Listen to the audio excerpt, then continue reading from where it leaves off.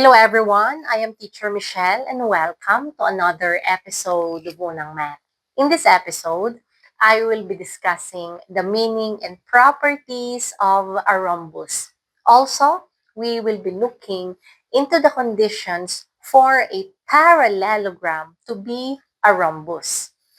Okay, when we say rhombus, this is a quadrilateral with four sides of equal length.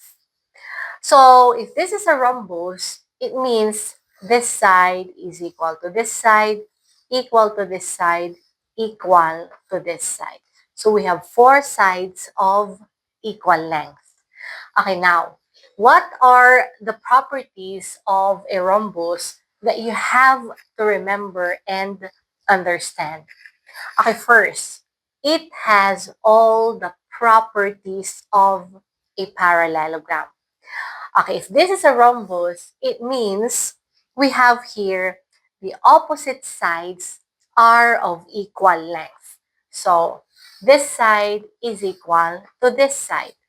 Also, this side is equal to this opposite side. Okay, another. Opposite angles are of equal measures. So, it means this angle is equal to this angle.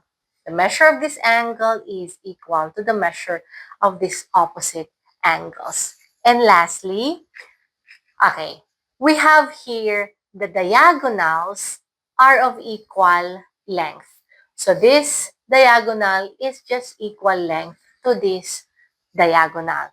So we can say that a rhombus is a parallelogram. Okay, moving on to the second property of a rhombus that you need to understand is the two diagonals bisect each other at the right angles. So again, the two diagonals are of equal length. And aside from that, these two diagonals bisect each other at the right angles. So this diagonal bisect each other at a right angles. So it means there's a right angle formed here, right angle, right angle, right angle. Or we can call these two diagonals as perpendicular lines. Okay, so this time, what are then the conditions for a parallelogram to be a rhombus? Okay, as you can see in front, we have here two figures. This is a parallelogram and this is a rhombus. So when do we say then that a parallelogram is a rhombus? So what are the conditions for a parallelogram to be a rhombus?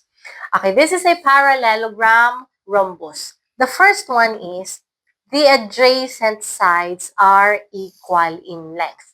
In this parallelogram, this side is adjacent to this side, but they are not equal in length.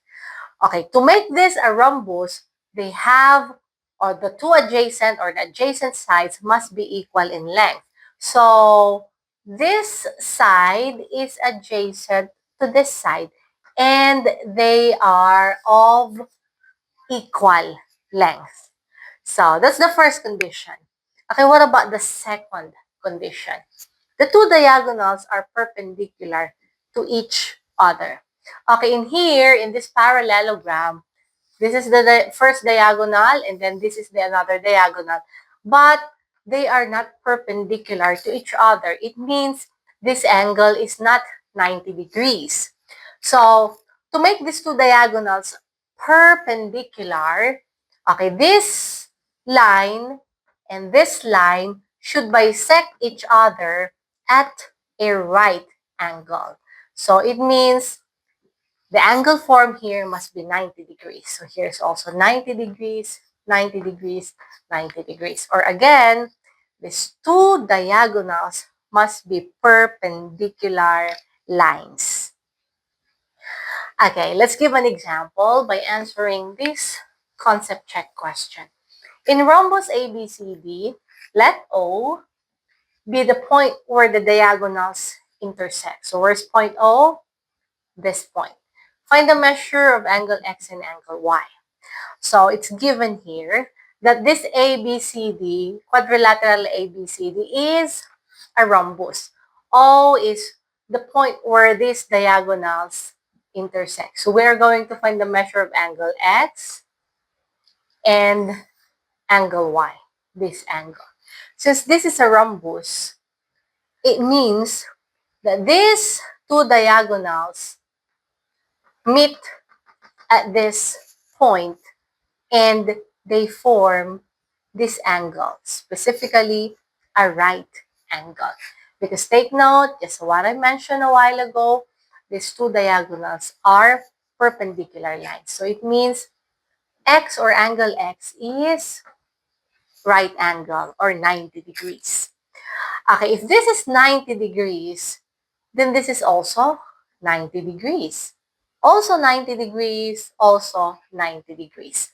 So to get the measure of this angle, okay, angle Y belongs to this triangle ABO.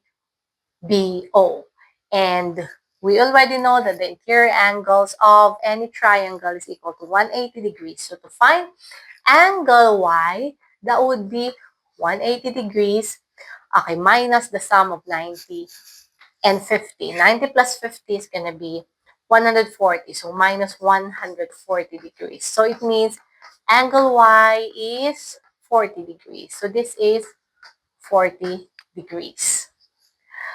Okay, this time, let's answer this simple question. Okay, according to this question, in rhombus ABCD, the diagonals intersect at point O and angle CAD is 40 degrees. What are the measures of angle X and angle Y?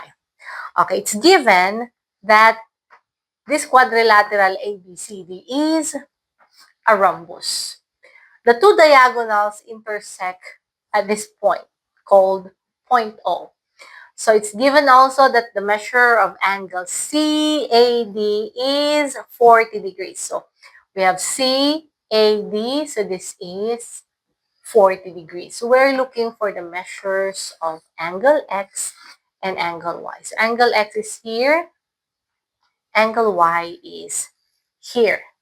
Okay, now, rhombus, so these two diagonals meet perpendicularly. So it means this angle is 90 degrees. Okay, if this is 90 degrees, or if angle X is 90 degrees, this angle is also 90 degrees. Okay, why?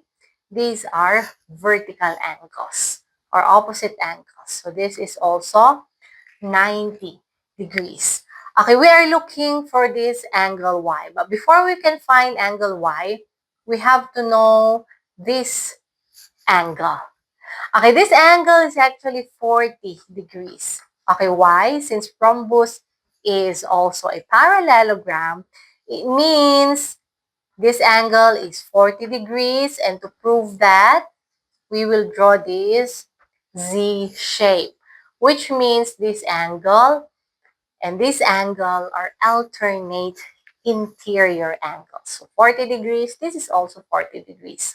Okay, now to find angle Y, angle Y belongs to this triangle BOC. So it means 180 degrees minus the sum of 90 and 40. 90 plus 40 is 130 degrees. So angle Y is equal to 50 degrees.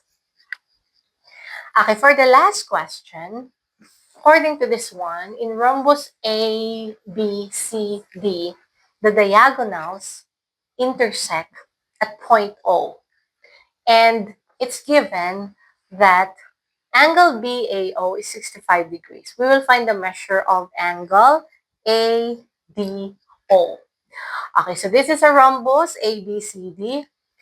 The two diagonals intersect at point O, or this point. It's given that angle BAO is 65 degrees. So BAO, this angle. Okay, we will find the measure of angle ADO. So ADO, this angle. Okay, let's understand the figure. This is a rhombus. two diagonals. So the diagonals meet perpendicularly. So that means here is 90 degrees, 90 degrees, 90 degrees, and then another 90 degrees. Given that angle BAO is 65 degrees. Okay, now these two diagonals bisect each other perpendicularly. So from that, we have this triangle ABO, ADO, and these triangles are congruent triangles. So triangle ABO and triangle ADO. These are congruent triangles. Okay, to prove that, this diagonal is a bisector. So it means this from here to this point is just the same length from here to this point. So these are same length. So these two sides or these two segments are of the same length. So we have this side. Okay, now, what about this side? This side, they share this common side. And this side is just the same length with this side. So we have SSS, congruent. So these two triangles are congruent. So it means if they're congruent, then the corresponding angles and sides are of equal length and measure. So if this is 65 degrees, then this angle is also 65 degrees. Okay, we already know that this is 90 degrees. Okay, now, to find the measure of this angle, then we now have 180 degrees minus the sum of 90 and 65. So 90 plus 65 is 155 degrees. So 180 minus 155 degrees, then we have 25 degrees. So this is 25 degrees. So we have 25 degrees.